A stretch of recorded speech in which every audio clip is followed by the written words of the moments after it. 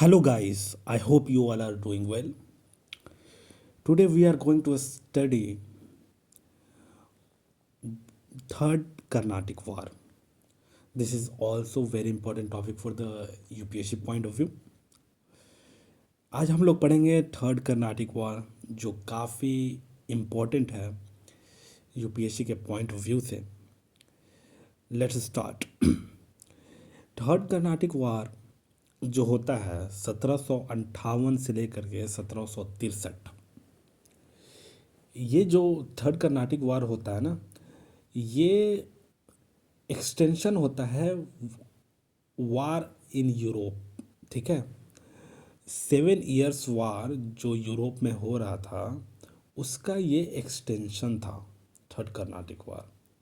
Europe में क्या था कि 7 इयर्स ऑफ वार स्टार्ट हुआ 1756 से 1763 तक, और इसका इम्पैक्ट, इस ये जो वार का इम्पैक्ट था वो एक्सटेंड हुआ अदर कॉन्टिनेंट्स में भी, जैसे एशिया में, यूरोप में, नॉर्थ एंड साउथ अमेरिका में, अफ्रीका में, जहाँ पे ब्रिटिश पोजीशन में थे।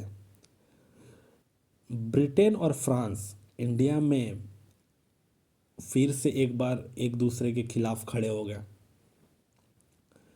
जो फ्रेंच आर्मी था इसने क्या किया, कैप्चर कर लिया इंग्लिश फोर्ट को। जो इंग्लिश का, अंग्रेज़ों का जो किला था उसको कैप्चर कर लिया फ्रेंच ने। तो फिर क्या हुआ कि इंग्लिश ने रिटेलिएट किया फ्रेंच पे। ठीक है, जब फ्रेंच ने कैप्चर किया इंग्लिश के फोर्ट को तो जाहिर सी बात है कि इंग्लिश भी रिटेलिएट करेगा। तो रिटेलिएट करता है तो इसमें इम्पोर्टेंट एक बैटल होता है जिसका नाम है बैटल ऑफ वांडीवास, जो 1760 में होता है। इस बैटल में ये बैटल जो स्टार्ट होता है 22 जनवरी 1760 को स्टार्ट होता है, और इंग्लिश साइड जो लीड कर रहा था वो जनरल आयरकूट था, और French side count Thomas Arthur de Lally था।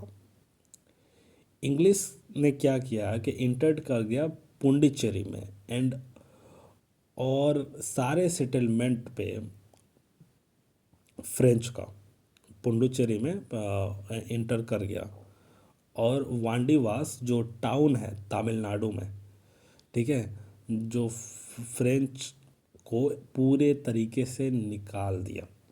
इंग्लिश ने पूरे फ्रेंच को ही निकाल दिया। पौंडीचेरी, माहे और जो कराईकाल एक जगह का नाम है, उसको क्या मतलब इंग्लिश के हाथ में आ गया। इंग्लिश के हाथ में आ गया तो फिर क्या, तो फिर इसमें होता है, सबसे पहले हम बता दें कि इस जो भी ये बैटल है ना वो बैटल होता है, और सारे बैटल के बाद ट्रीटी होता है। मतलब किसी के बीच में भी बैटल हुआ, फ्रेंच इंग्लिश, इंग्लिश पुर्तगाल, जिसके बीच में भी हुआ, ठीक है, किसी के बीच में भी, तो उसके बाद ट्रीटी ज़रूर होता था।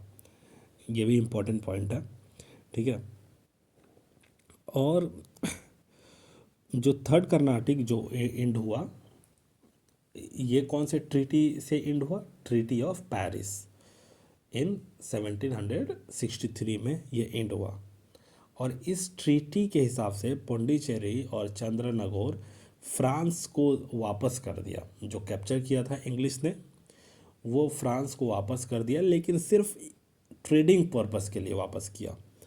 और इसमें क्या है कि पूरे तरीके से जो फ्रांस को इंग्लिश ने बहुत बुरे तरीके से हराया, और ऐसे हरा दिया कि मतलब कि फ्रेंच को सिर्फ अब ट्रेड ही करना था, ना ही कोई भी मिलिट्री को नहीं रखना था, किसी तरीके का इंटरफेयर नहीं करना था, सिर्फ ट्रेडिंग पर्पस के लिए उसने रखा। ठीक है, और इसका कंक्लूज़न क्या था कि इंग्लिश के पास कोई भी राइवल नहीं बचा इंडिया में, थर्ड कर्नाटिक वार के बाद, क्योंकि फ्रेंच ही था। और ब्रिटिश ने पूरा अपना सुप्रीमेसी इंडिया में एस्टेब्लिश किया, और पूरे यूरोपियन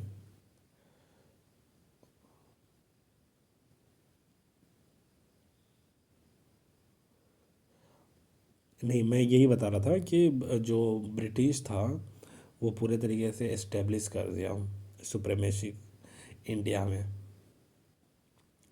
अब इसके बाद क्या क्या होता है कि थर्ड कर्नाटिक वार में पूरे तरीके से फ्रेंच को हरा दिया इंग्लिश ने। और उसमें ट्रीटी ऑफ पेरिस होता है जो आपके लिए इम्पोर्टेंट है। ट्रीटी ऑफ पेरिस 1763 में। और जो वार भी कर्नाटिक वार भी 1763 में ख़त्म होता है। उसके बाद ही ट्रीटी होता है। फिर अब मूव करेंगे हम लोग बंगाल की तरफ। बंगाल में क्या होता है कि बंगाल उस समय में सबसे रिचेस्ट प्रोविंस था मुगल एम्पायर का, क्योंकि सबसे ज़्यादा फर्टाइल लैंड था वहाँ पे। ज़मीन वहाँ का बहुत ज़्यादा उपजाऊ था, और उसके वजह से काफ़ी ज़्यादा वहाँ पे फसल उगाए जाते थे। तो इसके वजह से काफ़ी ज़्यादा इम्पोर्टेंट प्रोविंस था मुग़ल के लिए। तो उस पे निगाह जाता है किसका, तो अंग्रेज़ों का। तो अंग्रेज़ भी वहाँ पे जा कर के अपना ट्रेड के लिए अपना पैर फैला रहे थे। जो प्रेजेंट डे वेस्ट बंगाल है वो इतना बड़ा था कि मतलब बांग्लादेश जो था उस समय का, मतलब इस समय का बांग्लादेश भी वेस्ट बंगाल में था। और कुछ पार्ट बिहार का भी था, झारखंड का भी था, उड़ीसा का भी था। मतलब बंगाल का पार्ट था। और जो बंगाल से जो एक्सपोर्ट एक्सपोर्ट होते थे, क्या क्या होते थे, टेक्सटाइल था, सिल्क था, साल पीटर था, ये सारे चीज़ एक्सपोर्ट हुआ करते थे। जो रीजन था बंगाल का वेल्थ का, ये था कि ये एक ट्रेड जंक्शन था जहाँ पे बहुत सारे गुड्स का एक्सचेंज होता था। मतलब यहाँ पे जैसे पोर्ट था यहाँ पे, तो कहीं से भी यूरोप से, चाइना से, कहीं से भी कोई भी गुड्स आता था तो यहाँ पे एक्सचेंज होता था। मतलब यहाँ पे आ कर के रुकता था पोर्ट पे, फिर यहाँ से कहीं पे भी इंडिया में वहाँ से जाएगा वो गुड्स। और जो 60% ऑफ द टोटल ब्रिटिश का, मतलब 60% ब्रिटिश का इंपोर्ट करता था एशिया से, वो बंगाल के थ्रू ही जाता था। ठीक है। और ईयर 1707 में क्या होता है, ये कंसीडर किया जाता है landmark year in the history of India, क्योंकि मुग़ल रूलर औरंगजेब इस समय में मर जाता है। 1707 में मुग़ल रूलर औरंगजेब मर जाता है। और औरंगजेब बहुत ही इम्पोर्टेंट रूलर था लास्ट, मतलब इसके इनके बाद भी बहुत सारे रूलर आए, लेकिन माना जाता है कि जो स्ट्रॉन्ग रूलर माने जाते हैं तो औरंगजेब तक ही था। मतलब औरंगजेब ही लास्ट था जो स्ट्रॉन्ग था, क्योंकि उसके बाद जो भी आते हैं बहुत जल्दी जल्दी आते हैं और जाते हैं, और उतना उनका इम्पोर्टेंस भी नहीं था। क्योंकि जब तक औरंगजेब था इंग्लिश का कभी हिम्मत नहीं हुआ कि उससे भिड़ जाए, क्योंकि अंग्रेज़ों को बहुत मारता था ये। मतलब कभी भी मौका मिल जाएगा बुरे तरीके से इनको लथाड़ता था। इस वजह से अंग्रेज भी कभी नहीं लगते थे, कभी भी वो मतलब अपना बढ़ते नहीं थे आगे की तरफ। और फिर उसके बाद क्या होता है कि जो मुगल्स थे, जो लेटर मुगल्स थे औरंगजेब के बाद, वो काफ़ी ज़्यादा इनडिसिप्लिन थे और कोई भी इफ़ेक्टिव रूल नहीं कर रहा था।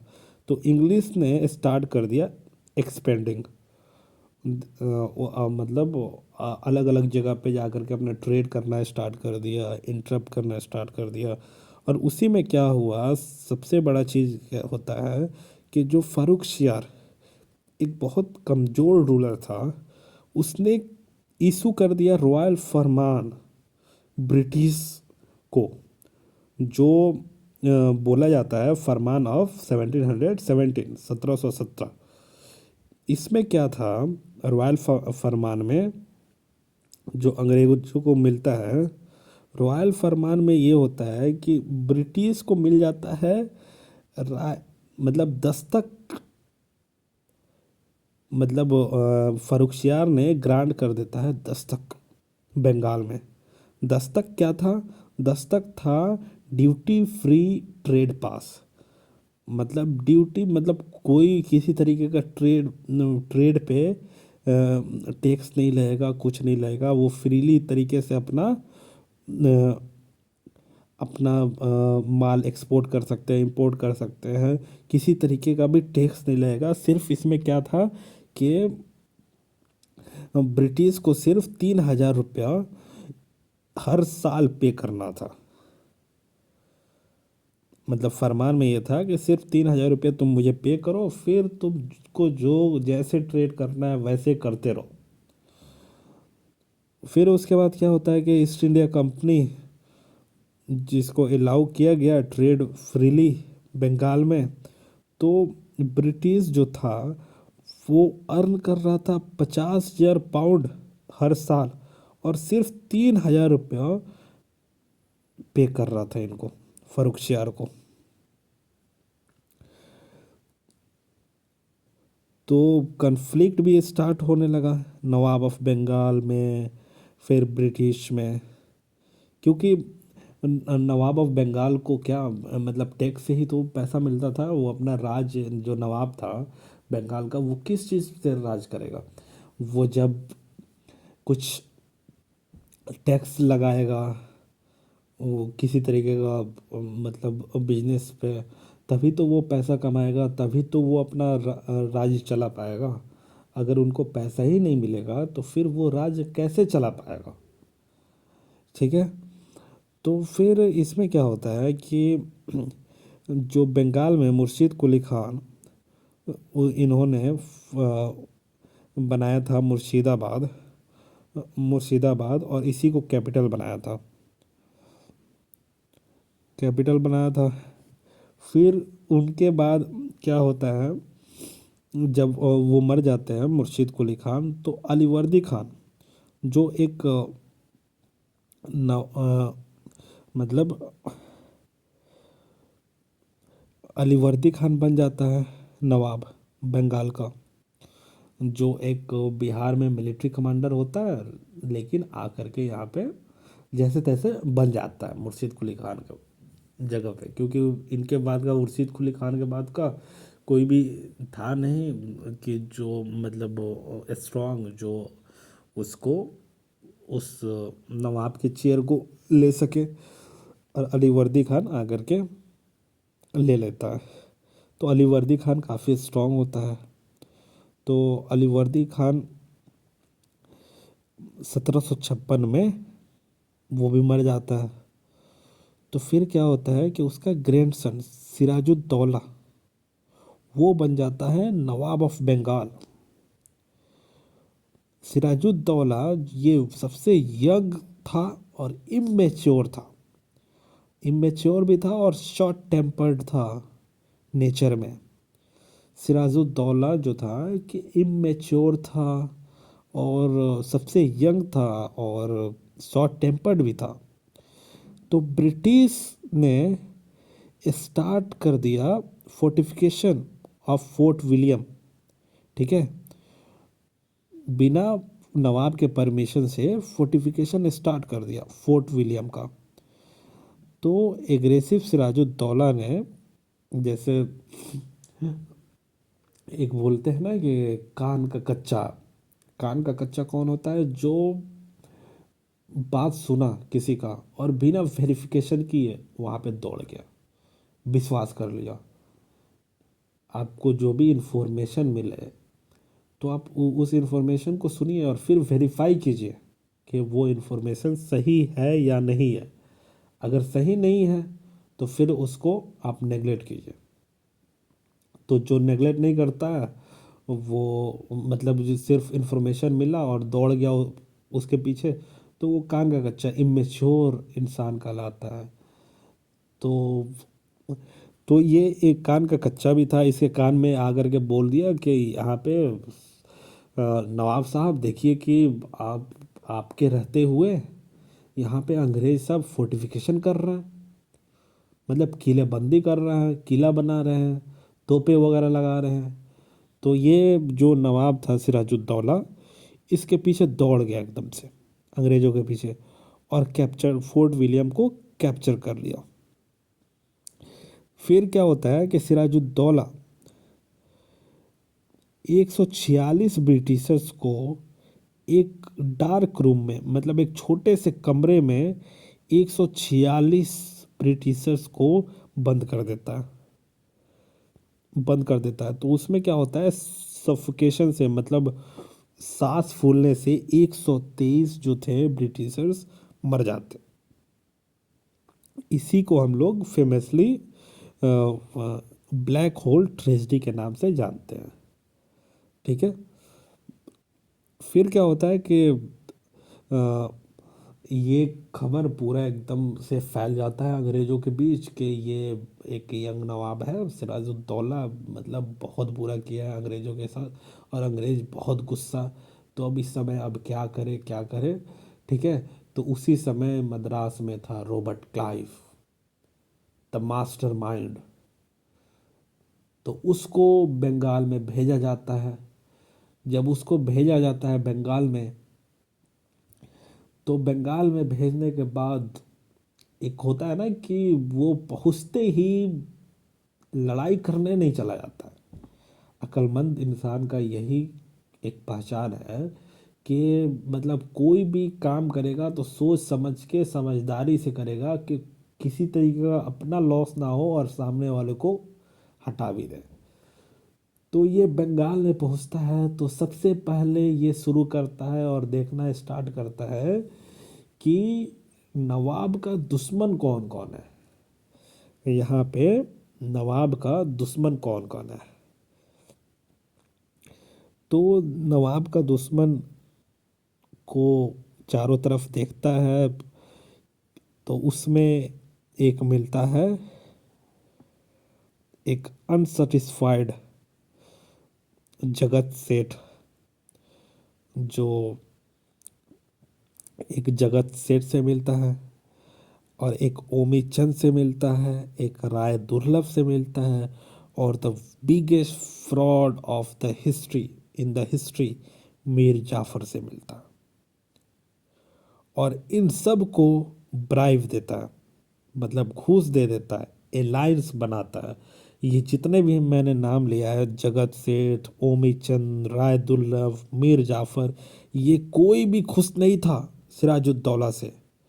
क्योंकि सिराजुद्दौला जो है, जो एक जैसे जगत सेठ बहुत बड़े बड़े लोग थे, तो ये सारे लोग मतलब नवाब के साथ में बैठ करके कोई भी पॉलिसी पे काम करते थे। तो ये यंग नवाब था, इतना इमेच्योर था कि मतलब 50-60 साल का जितने लोग बैठे हुए हैं, मतलब बड़े बड़े जो पहले से साथ में काम करते आ रहे हैं और बहुत बड़े बड़े उस बंगाल के लोग हैं, उनका कोई बात नहीं मानता है, अपना मनमानी करता है। तो ये सब गुस्से में आकर के, ठीक है, मतलब नाराज रहते हैं जगत सेठ वगैरह। तो जगत सेठ वगैरह नाराज रहते हैं तो ये जा कर के मिल जाते हैं। तो वही रॉबर्ट क्लाइव जगत सेठ को पकड़ता है, ओमी चंद को, राय दुर्लभ को और मीर जाफर जो मिलिट्री कमांडर रहता है सिराजुद्दौला का ही, सिराजुद्दौला के ही फोर्स का मिलिट्री कमांडर रहता है। मतलब होता है ना कि पहले होता था कि तीन चार फोर्सेस, मतलब गुट में, मतलब ग्रुप में फोर्सेज होते थे और सबका अलग अलग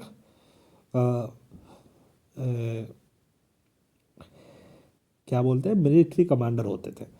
तो वही एक ग्रुप का मिलिट्री कमांडर कौन था, मीर जाफ़र। तो मीर जाफ़र से रॉबर्ट क्लाइव बुला करके बात करता है, तो वो बोलता है कि इसको हटाया जाए। तो वो बोलता है मीर जाफ़र कि तो मुझे क्या फ़ायदा होगा, मतलब उसको हटाएंगे सिराजुद्दौला को तो मुझे क्या फ़ायदा होगा। तो रॉबर्ट क्लाइव बोलता है कि तुम नवाब बन जाना। बस उसके बाद खुशी के मारे ये तो लोटपोट हो जाता है मीर जाफ़र। मीर जाफ़र इतना लोटपोट होता है कि जिसका कोई सीमा नहीं होता है, क्योंकि धोखेबाज लोगों को खुशी बहुत ज़्यादा मिलता है अगर कोई मिल जाए उनके पास, उन्हीं के माइंडसेट का, उनसे बात करें, उन्हीं को हिसाब के बात करें, तो वो काफ़ी ज़्यादा खुश हो जाते थे। तो वो भी खुश हो गया। खुश हो गया तो उसके बाद क्या होता है कि 23 जून 1757 को बैटल ऑफ प्लासी होता है। और इसमें क्या होता है, एक बड़ा आर्मी सिराजुद्दौला का 10,000 का आर्मी, वो हार जाता है 3,000 के सोल्जर्स से। रॉबर्ट क्लाइव के आर्मी, जो रॉबर्ट क्लाइव का जो आर्मी था 3,000 का, और सिराजुद्दौला का 10,000 का। तो सिराजुद्दौला का आर्मी हार जाता है। जाहिर सी बात है, पहले से सेटिंग हो गया होता है कि मीर जाफ़र, जब लड़ाई होता है तो मीर जाफ़र ने अपने फोर्सेस को आगे बढ़ने ही नहीं देता है, वहीं पे रोक देता है।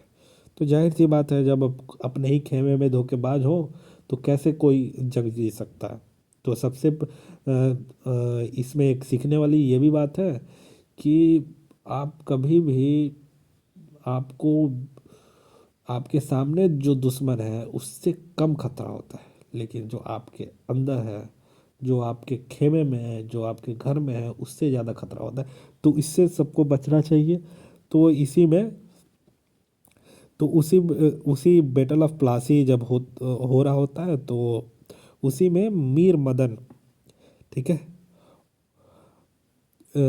और मीर मोहन जो सपोर्ट कर रहे थे सिराजुद्दौला को, और जो काफ़ी सारे सोल्जर रॉबर्ट क्लाइव के सामने सरेंडर भी कर दिए। तो मीरान जो होता है वो किसका बेटा होता है, मीर जाफ़र का।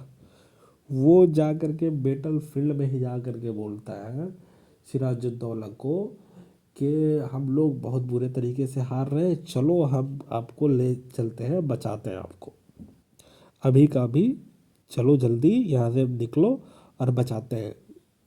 तो जैसे ये वापस की तरफ जाता है, तो उसी समय जब फोर्सेस को दिखता है कि अरे मेरा तो नवाब भाग रहा है, जैसे देखते हैं फोर्सेस, तो वहीं पे अपना तलवार नीचे कर देते हैं। और मीरान जैसे मौका मिलता है, उसने सिराजुद्दौला को मार देता है। तो इसी को बोलते हैं इंफॉर्मेशन विदाउट वेरिफिकेशन। मीरान ने इनको आकर के बोला कि चलो हम लोग हार रहे हैं, और चलो अलग वाले रास्ते से हम आपको लेकर के चलते हैं, यहाँ से निकालते हैं, बचाते हैं। तो इनको पहले वेरीफाई तो करना चाहिए कि हार रहे हैं या जीत रहे हैं। बिना वेरीफाई किए बढ़ गए आगे, और इनको घेर करके मार देता है। तो मार देता है तो फिर क्या होता है, मीर जाफ़र नवाब बन जाता है बंगाल का। और नवाब बनते ही, मीर जाफ़र नवाब बनते ही इतना ज़्यादा पैसा देता है, इतना ज़्यादा पैसा देता है इनको, रॉबर्ट क्लाइव को, मतलब पैसे पे पैसे, इतना पैसा दे करके, मतलब सोचता है कि मतलब जितना दे दे गिफ्ट के तौर पे, इतना पैसा देता है। और इनको तो ब्रिटिशर तो इतने बड़े लालची थे, इनको तो सिर्फ पैसे से मतलब थी, पैसे खा खा करके अपना पेट बड़ा कर रहे थे। और अगर एक्चुअल में माने ना तो ये सबसे बड़े इन्वेडर थे इंडिया का। लेकिन अभी हम लोगों का क्या है, तो जो इंग्लैंड में जा कर के, लंदन में जा कर के रहता है, अपने आप को प्राउड फील करवाता है, प्राउड फील करता है कि हम लंदन में रहते हैं। ये नहीं जानता है कि वो हमें गुलाम बना करके थे।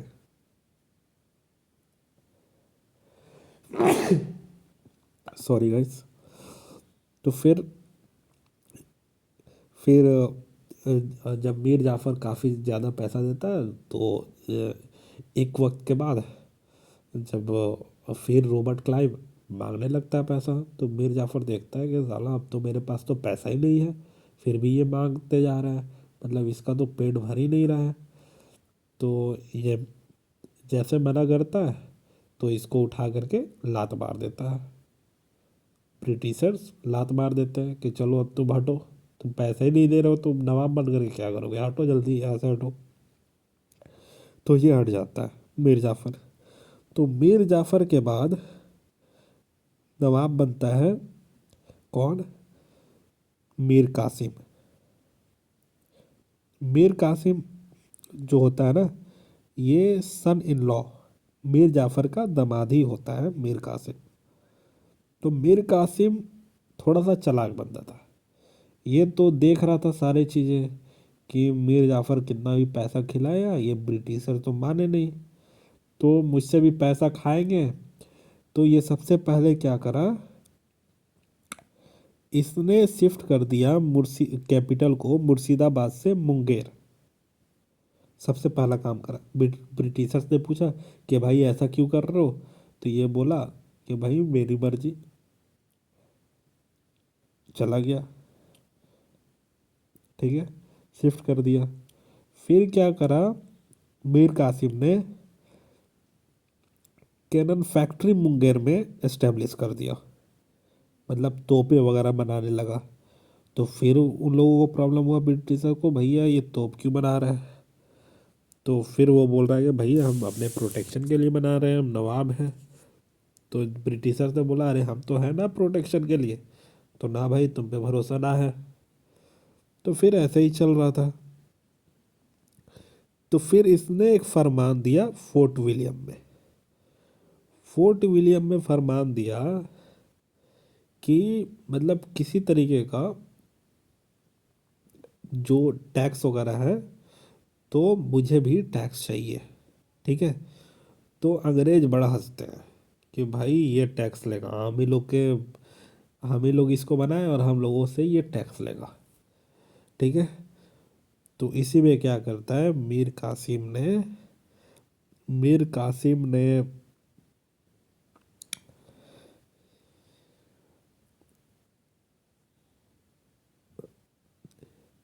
मतलब ये ग्रुप बनाता है। किसके किसके साथ बनाता है, तो अलायंस बनाता है सुजाउद्दौला जो अवध का नाम था, और शाह आलम सेकंड मुगल एम्पायर, और मीर कासिम, ये तीनों मिल करके ग्रुप बनाते हैं। फिर ईस्ट इंडिया के खिलाफ लड़ते हैं, बैटल ऑफ बक्सर 1764 में। तो इसमें क्या होता है, इंग्लिश की तरफ से लीड कर रहा होता है हेक्टर मुनरो। हेक्टर मुनरो ने लड़ा ये तीन के अलायंस वाले ग्रुप से, मतलब तीनों अलायंस सुजाउद्दौला का, अवध का नवाब, शाह आलम सेकंड मुगल, और मीर कासिम, ये तीनों एक तरफ और ब्रिटिशर्स एक तरफ। फिर भी क्या होता है कि team of east India company ये पूरे तीनों अलायंस को, ट्रिपल अलायंस को हरा देता है। और क्या, इतने बुरे तरीके से हराता है कि इसने ट्रीटी भी करता। हराने के बाद ट्रीटी क्या करता है, ट्रीटी करता है ट्रीटी ऑफ इलाहाबाद 1765। इसमें क्या करता है कि ब्रिटिशर्स ले लेता है दीवानी राइट्स बंगाल, बिहार और उड़ीसा का। ये सबसे इम्पोर्टेंट पार्ट होता था किसी भी राजा के लिए, किसी भी राज चलाने के लिए, क्योंकि दीवानी राइट्स क्या था?